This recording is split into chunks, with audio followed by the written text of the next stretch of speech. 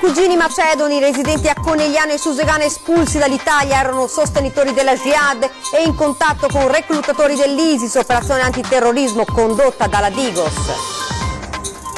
Dal processo a Roma su Veneto Banca una possibile svolta per risarcire gli azionisti dell'ex Popolari. Il giudice ha autorizzato le parti civili a citare come responsabile civile Intesa San Paolo. Ristrutturazione alla Sveda di Silea, lunga e difficile trattativa tra sindacati e proprietà, ha trovato l'accordo con 26 esuberi e incentivi alle dimissioni.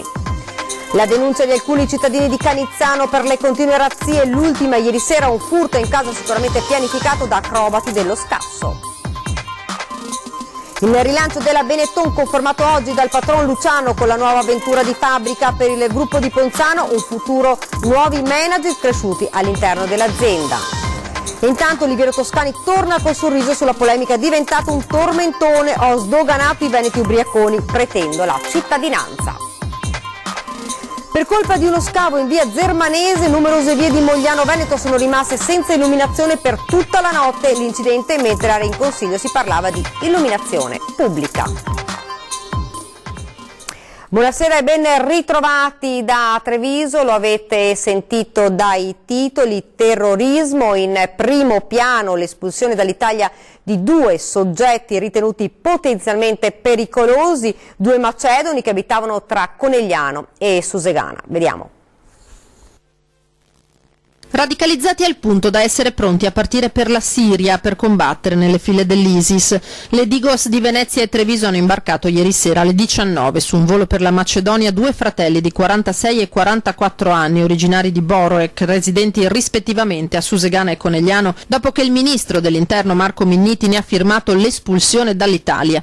Rischio terrorismo dunque, a titolo preventivo la Questura di Venezia ha voluto eseguire il rimpatrio prima dell'avvio degli eventi legati al Carnevale. Abbiamo fatto un rush finale per raccogliere tutto, ma essere in condizioni di eliminare dal territorio nazionale persone potenzialmente pericolose, proprio anche in concomitanza ovviamente del Carnevale che è imminente. I 2 sono sospettati di aderire a un'associazione finalizzata ad attività di terrorismo internazionale di matrice jihadista. Le indagini sul territorio avevano confermato che erano in assiduo contatto con imam islamici salafiti, a loro volta impegnati nel reclutamento di foreign fighter da inviare sul fronte tra Siria e Iraq. Questi avevano intrapreso in prima persona, già dai primi mesi del 2016, un profondo e strutturato percorso di radicalizzazione, tale da ingenerare in essi l'intenzione di partire per la Siria. Più di un anno di indagini, approfondimenti sul materiale sequestrato nel marzo scorso, libri, video. I presupposti per l'arresto non c'erano, la magistratura ha quindi dato il via libera alla successiva emissione del provvedimento di espulsione. All'arrivo degli agenti, i 2 che svolgevano nella Marca lavori saltuari non hanno avuto reazioni violente. Sorpresa per il provvedimento, ma superata la sorpresa poi si sono chiusi in un silenzio. Proibito per un musulmano ottenere la cittadinanza italiana perché costituirebbe una sorta di patto con gli infedeli. È una delle esternazioni contestate agli espulsi. Il sindaco di Conegliano commenta positivamente il loro allontanamento. In Italia da oltre 10 anni lavoravano a chiamata nei cantieri edili i 2 cugini macedoni espulsi dall'Italia perché profondamente radicalizzati e pronti a partire per combattere in Siria. Residente a Susegana il 46enne, solo domiciliato a Conegliano il 44enne, ritenuto un soggetto connotato da ideologie jihadiste e in contatto con arruolatori del Daesh e con estremisti balcanici. È stato accertato che in diverse circostanze aveva espresso il suo forte risentimento contro le istituzioni e la cultura italiana, al punto da sostenere che il riconoscimento della nostra cittadinanza risulterebbe proibito per un musulmano poiché costituirebbe una sorta di patto con gli infedeli. Sicuramente una dimostrazione ulteriore del grande controllo del territorio esercitato dalle nostre forze dell'ordine, per cui siamo soddisfatti di quello che hanno fatto e questo dà la dimostrazione di quanto le forze dell'ordine stiano agendo, ripeto, in maniera capillare. L'altro espulso, residente a Susegana, è a sua volta risultato vicino a posizioni jihadiste e seguace di predicatori ultraradicali dell'area balcanica. Oltre ad aver manifestato l'intenzione di raggiungere la Siria, è risultato collegato con stranieri arrestati in passato in operazioni antiterrorismo condotte sia in Italia che nei paesi dei Balcani occidentali. Entrambi non potranno fare rientro in Italia prima di 15 anni. Purtroppo le notizie che abbiamo avuto in questi mesi, in questi ultimi anni, sono notizie che alcune volte sono davvero notizie destabilizzanti per il nostro territorio. Sicuramente conforta, ripeto, che ci sia questa azione delle forze dell'ordine che fa sentire tutti più sicuri. E continuiamo a parlare di terrorismo perché è spuntato il nome dell'ex consigliere leghista di Castelfranco Veneto Fabrizio Pozzobon, sparito senza lasciare tracce nel 2016 in seguito ad un viaggio in Turchia. Nell'ordinanza di custodia cautelare a carico di padre e figlio egiziani residenti nel comasco accusati di jihadismo. Secondo i racconti dei due indagati, Pozzobon sarebbe stato rapito dai miliziani di Assad che lo avrebbero rintracciato in un villaggio della Siria, trattenendolo contro la sua volontà dopo averlo condotto in un luogo montuoso non meglio definito perché ritenuto una spia. Stando all'ordinanza, il 23enne egiziano foreign fighter, attualmente latitante, sarebbe stato utilizzato da interprete nelle conversazioni tra Fabrizio Pozzobon e quelli che il GIP chiama i suoi rapitori. E cambiamo argomento, il giudice di Roma ha aperto la possibilità di chiedere i risarcimenti di Veneto Banca e Popolare di Vicenza direttamente a Intesa San Paolo. Per i risparmiatori è la svolta. Hanno diritto di chiedere il risarcimento dei danni che naturalmente dovranno essere accertati a Intesa San Paolo. È la svolta per gli azionisti azzerati di Veneto Banca e Popolare di Vicenza che puntano ad un risarcimento per gli investimenti in azioni delle due banche. Nell'udienza penale del processo di Veneto Banca a Roma, il giudice ha autorizzato le parti civili a citare come responsabile civile Intesa San Paolo, affermando che il decreto che ha disposto la liquidazione delle due banche è sospetto di incostituzionalità e che il contratto di cessione stipulato tra Intesa e la liquidazione di Veneto Banca ha efficacia solo tra le parti e non vale ad escludere la responsabilità di Intesa nei confronti dei terzi danneggiati azionisti di Veneto Banca. Ha sciolto la riserva, invece ha appunto autorizzato a citare come responsabile civile Intesa San Paolo, in quanto appunto ha affermato che il decreto legislativo 99/2017 è sospetto di incostituzionalità. In pratica, secondo il giudice, ad essere a rischio è la par condicio dei creditori, una decisione che rischia di rappresentare un precedente anche per le migliaia di risparmiatori della Popolare di Vicenza. Se la linea del legale trevigiano dovesse tenere anche nei successivi gradi di giudizio, potrebbe dunque aprirsi una nuova fase sul fronte dei risarcimenti. È un paletto importante, senz'altro, la materia è la stessa, noi abbiamo chiesto anche nell'ambito del procedimento popolare di Vicenza di poter essere autorizzati a citare come responsabile civile Banca Intesa, vedremo cosa disporrà il giudice di Vicenza. Diciamo che non è improbabile, anche sulla scorta del provvedimento emesso oggi a Roma, che anche lì saremo appunto autorizzati a chiamare Intesa come responsabile civile. L'inchiesta che ha travolto il centro per migranti di Cona nel veneziano, di fatti inquietanti, parla il sindaco di Treviso, territorio che ospita un'altra grossa struttura di accoglienza, l'ex caserma Serena. Inchiesta di Cona è uno scenario inquietante per il sindaco di Treviso Giovanni Manildo, quello delineato dalle ipotesi d'accusa formulate nei confronti dei 4 soggetti al vertice della Coop che gestisce l'hub per migranti nel veneziano e di 2 funzionari della prefettura. E proprio la gestione della struttura e i controlli su di essa sono finiti sotto la lente della magistratura, che ha indagato i responsabili della cooperativa per associazione per delinquere finalizzata alla frode in pubbliche forniture e i funzionari pubblici per rivelazione di segreto d'ufficio. Bene che che la magistratura faccia il proprio corso e ravvisi se ci siano delle responsabilità penali che sono particolarmente odiose in un'attività come questa. Il CONA è di per sé un monstrum, sia per la quantità di persone rispetto agli abitanti e poi anche per questi illeciti che sembrano trasparire dall'inchiesta, quindi mi auguro che venga fatta al più presto chiarezza e si vada nella direzione dell'accoglienza diffusa. Quella realizzata in piccoli centri, dice Manildo, dove la trasparenza sia garantita. Di certo l'accoglienza è uno dei fronti più ostici per il governo del Partito Democratico, accusato di non aver gestito adeguatamente il fenomeno. Penso che non sia un tema targato politicamente, penso che l'emergenza che abbiamo avuto di queste persone che premono sull'Europa, premono sul mondo, sia frutto di situazioni ambientali molto difficili nei paesi d'origine. Penso che da quando c'è il ministro Minniti si sia migliorato fortissimamente il rapporto tra l'Italia e i paesi di partenza dei migranti. Penso che sia riduttivo dare a un partito o a qualcosa colpa di una gestione che era oggettivamente difficile. Si è conclusa da pochi minuti la trattativa tra aziende e sindacati sulla trentina di esuberi alla Sveda di Silea, una delle aziende del gruppo Comas specializzato in impianti per la lavorazione del tabacco e per il condizionamento d'aria. Una trentina di lavoratori in uscita tra uscite volontarie, incentivi alle dimissioni e ricollocamenti in altre aziende del gruppo. Una trattativa lunga settimane che si è conclusa oggi pomeriggio con la firma tra direzione aziendale e rappresentanze sindacali che sottolineano come, nonostante l'avvio in salita, l'accordo si è chiuso senza licenziamenti coatti. E siamo ora all'economia con il rilancio della Benetton confermato oggi da Luciano Benetton, nuovi manager cresciuti all'interno dell'azienda ma anche spazio alle idee con il rinnovo di fabbrica come centro creativo del gruppo.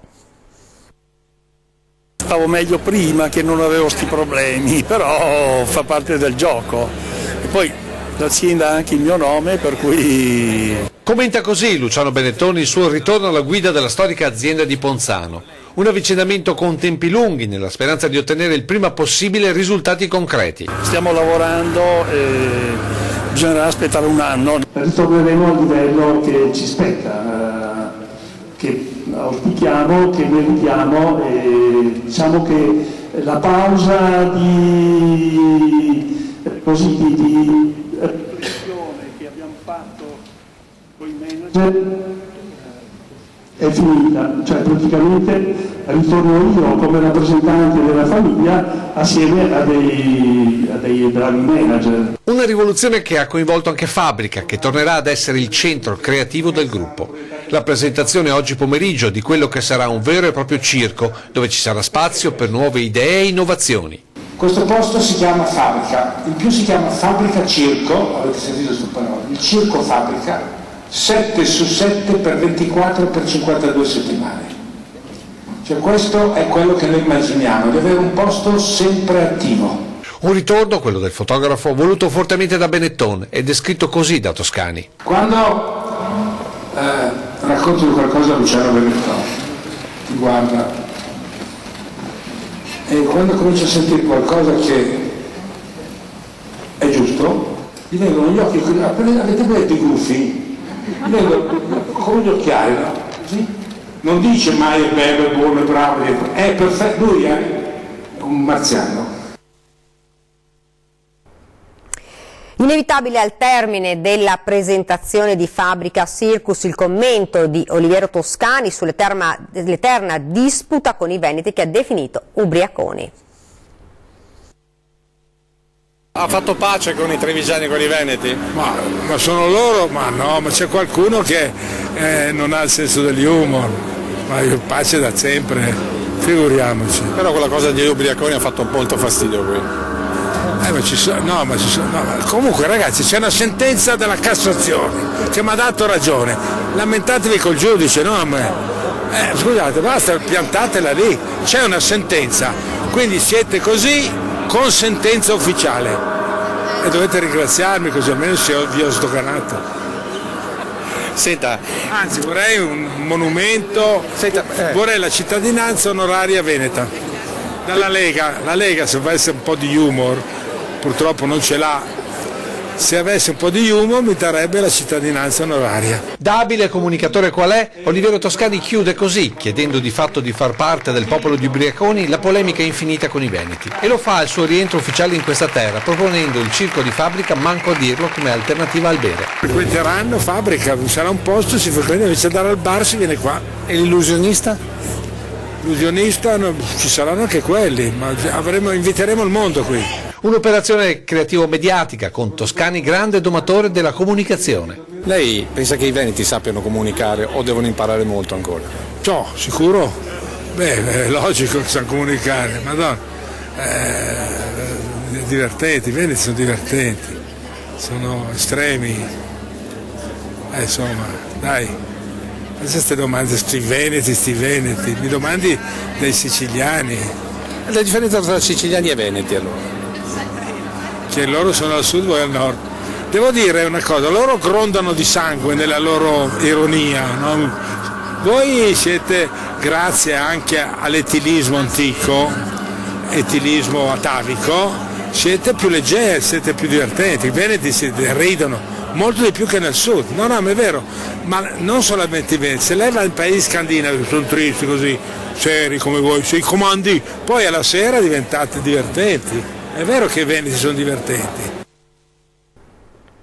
Siamo alla cronaca, questione sicurezza, la denuncia di alcuni cittadini di Canizzano per le continue razzie. L'ultima ieri sera, un furto in casa sicuramente pianificato da acrobati dello scasso. Ieri c'è stato un furto in questo condominietto. Furto, non è un tentato furto, furto perpetrato perfettamente, ma anche studiato a tavolino, quindi non è un furto così che è uscito al momento, passava uno di qua, un ladro, dice faccio un furto là. No, è stato studiato nei minimi particolari. Ladri a Canizzano. E non è la prima volta e non sarà l'ultima, ma la particolarità di questo colpo è la pianificazione.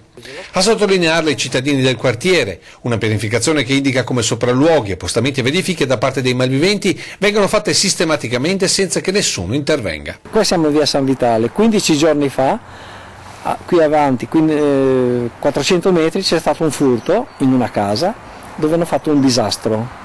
A distanza di cui sempre anche quello calcolato, si è studiato nei minimi particolari. Ieri sera qua c'è stato questo furto perfetto. Ladri acrobati che non hanno scelto appartamenti comodi, ma spostando una panchina e recuperando una scaletta condominiale sono entrati dalla via più difficile. L'hanno messa qua, hanno preso questa scala, l'hanno messa sulla panchina e sono saliti sul terrazzo. Sfondata la porta esterna sono entrati nell'abitazione mettendo a soqquadro ogni stanza.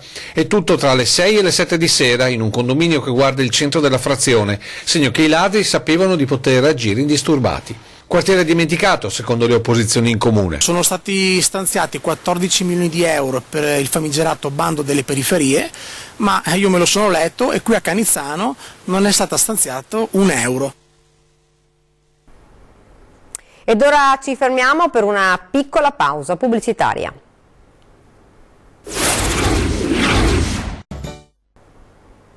Rieccoci nuovamente in studio con l'edizione trevigiana dei nostri telegiornali. Parliamo del Residence Le Filandee a Villorba. È stata ripristinata oggi l'energia elettrica, ma la questione rimane aperta. Le 8 famiglie rimaste devono essere ricollocate. Sentiamo.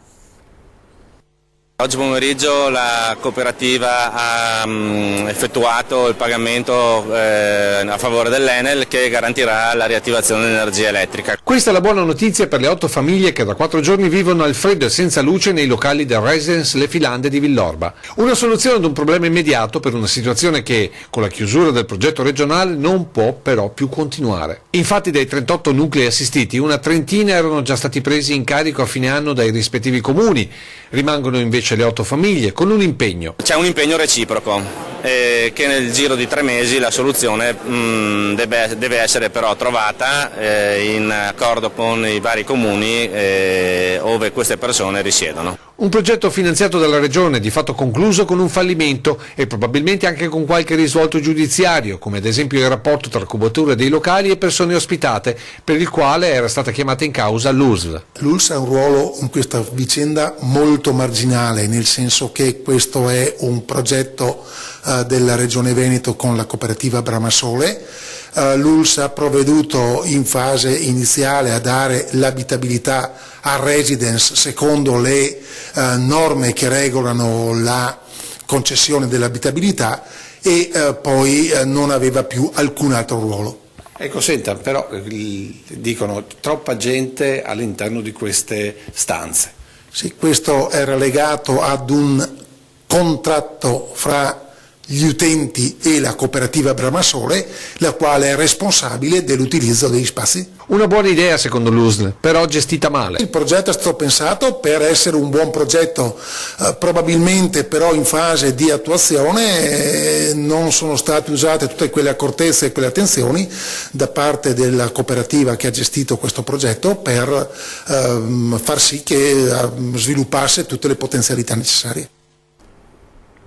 Ultimo giorno oggi a Palazzo di Giustizia per il giudice Mascolo che ieri ha annunciato la sua candidatura alle politiche. Il CSM gli ha concesso l'aspettativa per motivi elettorali, rinviato al 12 aprile su richiesta della Procura Generale della Cassazione il processo disciplinare a suo carico. Sentiamo.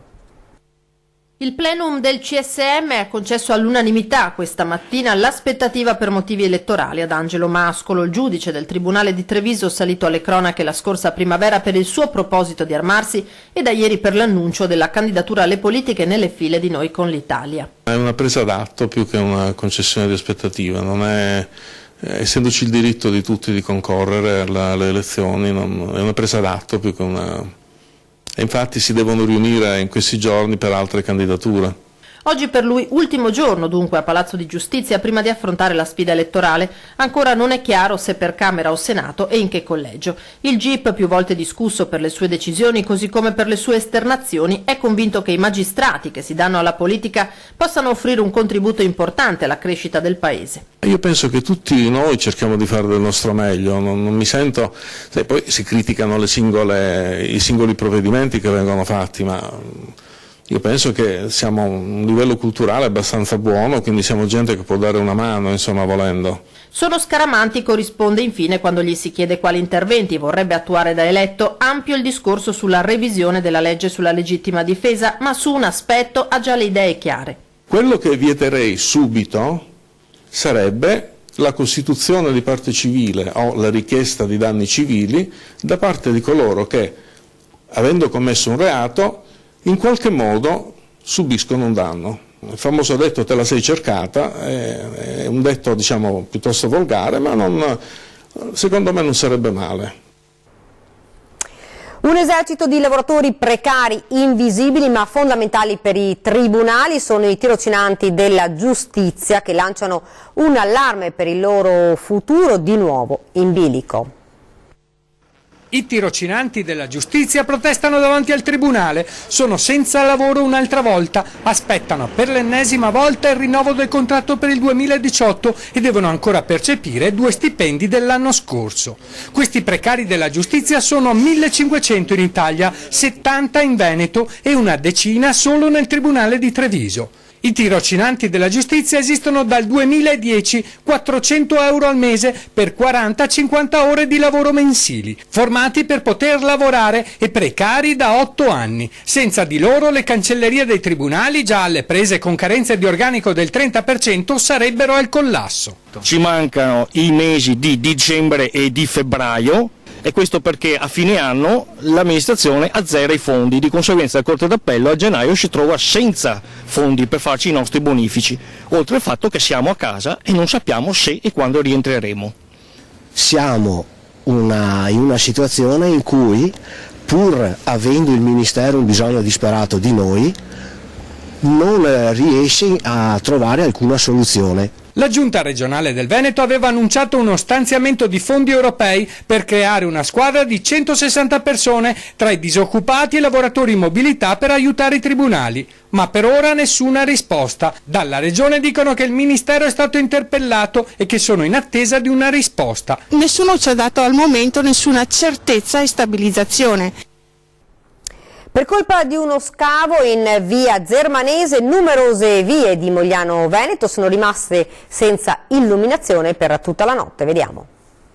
Nemmeno a farlo apposta, mentre in Consiglio Comunale si discuteva del progetto della nuova illuminazione pubblica, un blackout ha lasciato Mogliano Veneto senza luce in numerose vie del centro storico. Da via Zermanese alle laterali via Togliatti e Vanzo, in molti si chiedevano cosa stesse accadendo. La preoccupazione si è concretizzata immediatamente sui social, ma le telefonate e i messaggi rimanevano senza una risposta. Fino a stamane, quando si è capito che la causa del buio era dovuta ad un cavo interrato che aveva subito dei danni durante i lavori di scavo della pista ciclabile in via Zermanese. Quando si mettono le mani anche nella parte dei sottoservizi, quindi si toccano cavi, centraline eccetera, può accadere purtroppo che qualcosa, insomma, qualche disguido ci sia. Il comune di Mogliano Veneto per l'illuminazione pubblica ha attualmente un consumo annuo di oltre 500.000 euro, tenendo conto dei costi di manutenzione ordinaria e straordinaria di personale per un totale di 670.000 euro. Per le nuove luci l'amministrazione avrà bisogno di 3,5 milioni di euro, soldi che verranno trovati grazie all'intervento dei privati, anche bandendo una gara europea. La proposta prevede la sostituzione integrale di circa 6.000 lampade. Avremo in futuro un'illuminazione adeguata in tutta la nostra città, questo proprio per rendere più sicuri i pedoni, le persone, ma anche per permettere una circolazione veicolare in sicurezza. Ed è davvero tutto da Treviso, io vi lascio come di consueto alle nostre previsioni del tempo. Grazie per averci seguito e buona serata.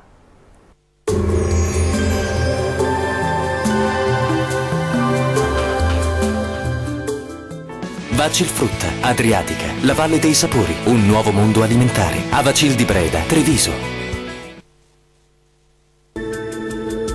Ben ritrovati al meteo di Antenna 3. Bel tempo asciutto e stabile sulle nostre regioni, tuttavia con qualche nebbia sulle pianure. Vediamo insieme il dettaglio di sabato 27 gennaio.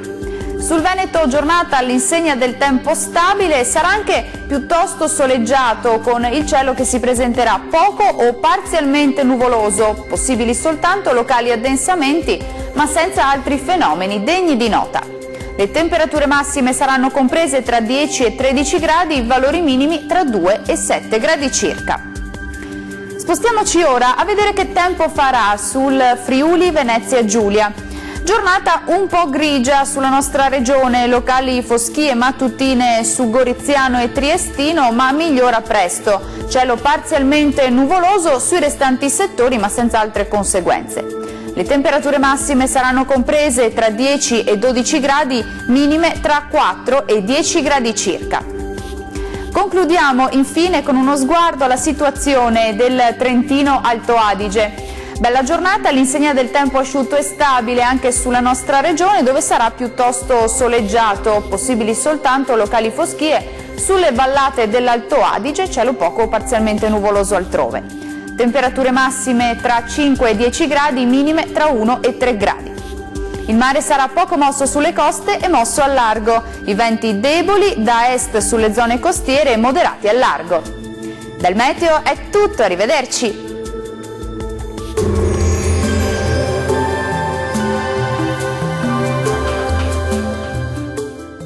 Vacil Frutta, Adriatica, la Valle dei Sapori, un nuovo mondo alimentare. Avacil di Breda, Treviso.